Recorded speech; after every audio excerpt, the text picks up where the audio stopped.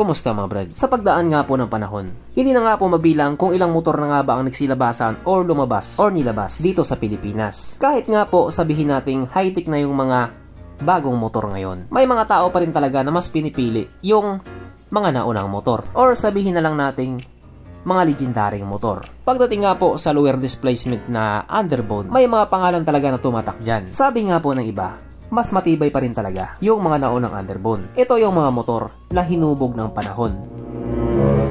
O diba? Hinubog talaga.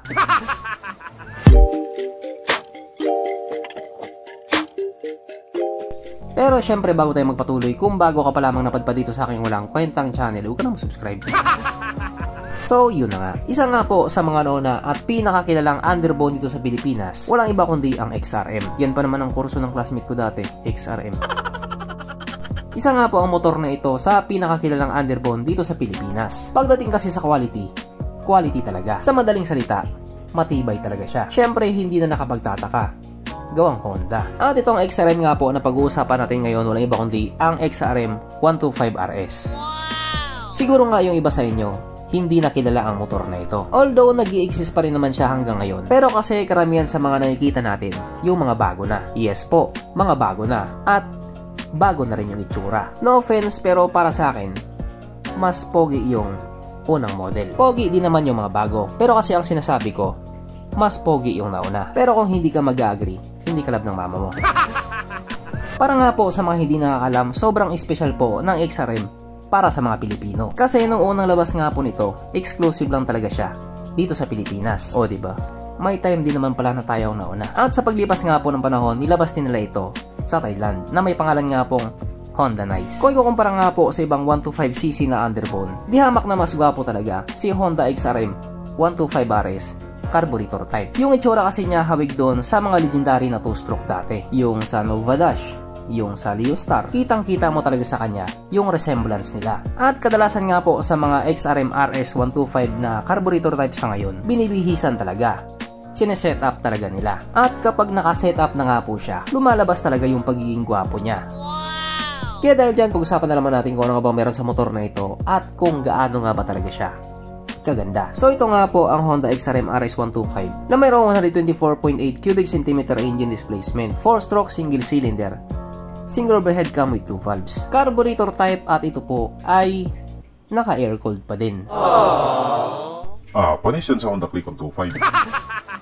Pagdating naman po sa kanyang power, ito pa mayroong 9.4 horsepower at 7,500 RPM, 10.4 Nm of torque at 5,000 RPM, na ayon nga po sa mga tao nakagamit sa motor na ito daw po ay kaya tumakbo sa bilis ng 120 km/h. Pero sa Thailand, 90 lang talaga top speed nila. Syempre, ibang usapan na kapag Pinoy na nakasampa.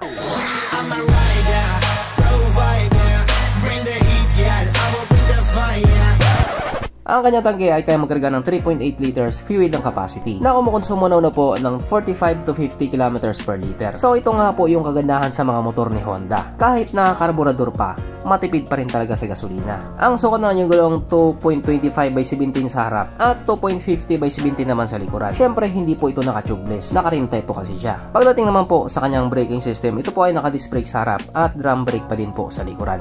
Wala man siyang ABS pero wala namang problema. Karamihan kasi sa mga rider dati, sanay talaga sa mga ganyang sistema. Ang kanyang seat height ay mataas sa 776mm at 132mm naman ang kanyang ground clearance. At ang motor nga po na ito ay may kabuuang bigat na 96 kg. Para nga po sa isang 125cc na underbone, sakto lang yung bigat niya. Mapunta naman po tayo sa iba pa niya mga features. So ang ilaw nga po sa motor na ito, syempre naka-halogen pa din. Old model pero napakagandang model.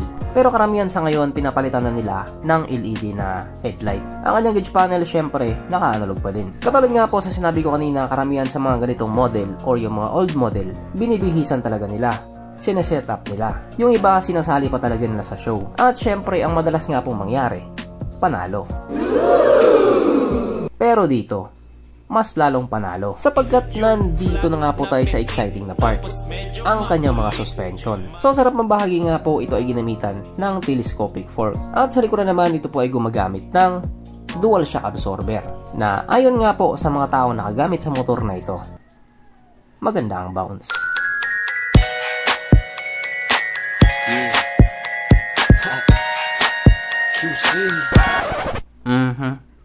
Panigurado.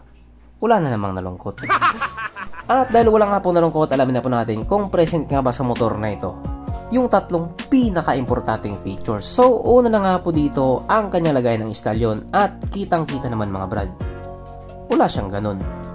Wala siyang lagayan ng istalyon. Pangalawa, wala rin po siyang sabitan ng pulutan. At oras na nga po para sa ating Red Horse check ang pinaka-importanting feature sa isang motor. At ayon nga po sa aking masusing pag-aanalisa, ang motor na ito ay kayang magarga ng isang kahong Red Horse.